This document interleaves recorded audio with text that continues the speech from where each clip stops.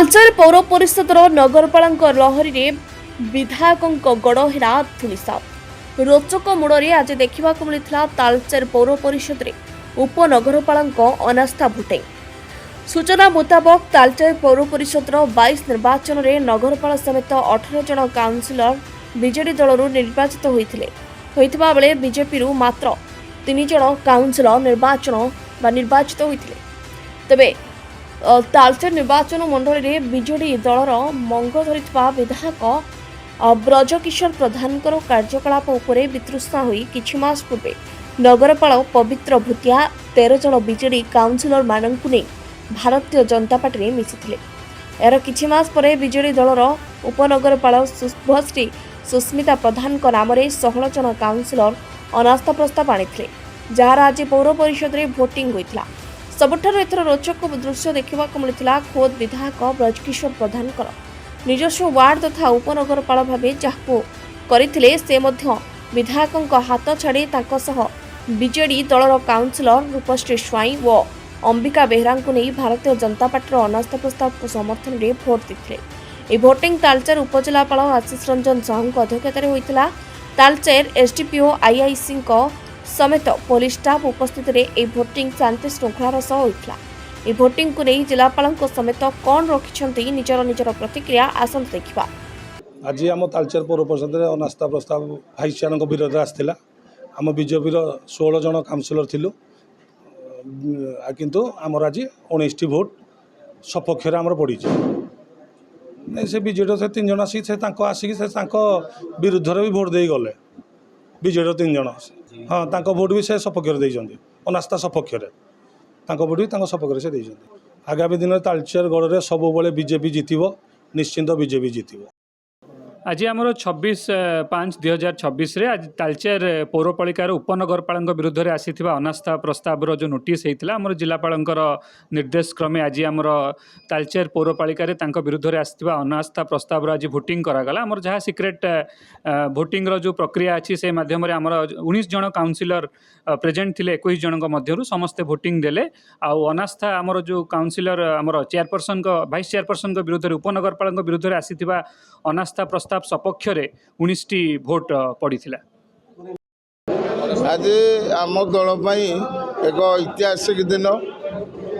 Talcher municipality रे total 21 जन councillor, एठी भारतीय जनता पार्टी 16 जन काउंसिलर अच्छा, आउ 5 जन विजु जनता दलर काउंसिलर अच्छा। आज जो भोटिंग है यही भोटिंग रे 19 जन भाग नहीं एवं भोट देवा लगे आसते।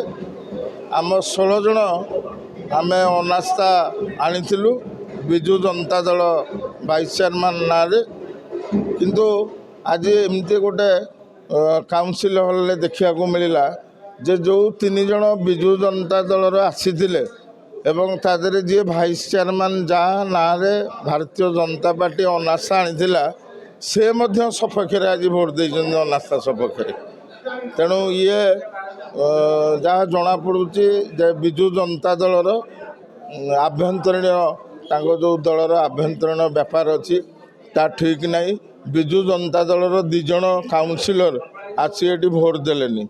ये माननीय केंद्रमंत्री धर्मेंद्र प्रधान जिला एवं तांकर जो विकासमूलक कार्य चली अनुगुल जिले में से मु भावुची बोधे 3 जन बीजेडी काउंसिलर से माने सपक्ष अनास्था सपक्ष भोट देले एवं आमर डबल इंजिन सरकार चली।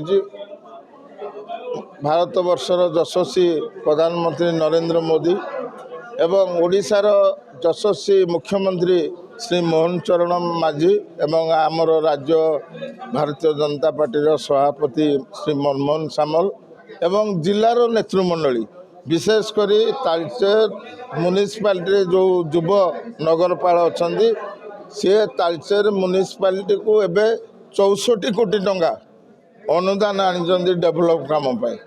तेणु मु प्रथम पवित्र भूतिया को धन्यवाद देवी एठिकार नगरपाल जी से लगिकी 64 कोटी टंका एवं डेभलप काम प्रति वार्ड रे 21टा वार्ड रे 64 कोटी टंका आनी।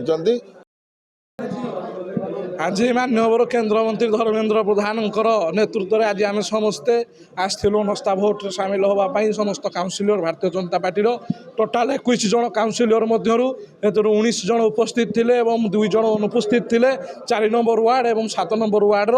କିନ୍ତୁ 19 ଜଣଙ୍କ ଭିତରୁ ଉପନଗରପାଳ ମଧ୍ୟ ଯିଏ ପୂର୍ବରୁ ଉପନଗରପାଳ ଥିଲେ ସେ ମଧ୍ୟ ଉପସ୍ଥିତ ଥିଲେ।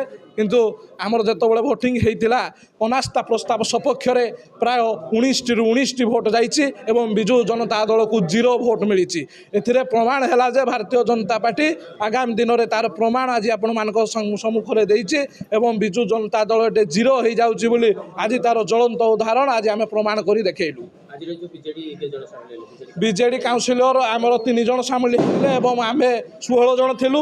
ଟୋଟାଲ 19 ଜଣ ଥିଲୁ। 19 ଜଣ ଭିତରୁ 19 ଜଣ ଯାକ ଭାରତୀୟ ଜନତା ପାର୍ଟି ସପକ୍ଷରେ ଅନାସ୍ଥା ସପକ୍ଷରେ ଭୋଟ୍ ଦେଇଛନ୍ତି ଏବଂ ଅନାସ୍ଥା ସପକ୍ଷକୁ ଆଗତ କରିଛନ୍ତି। ବ୍ୟୁରୋ ରିପୋର୍ଟ, ଜନତା ଆୱାଜ।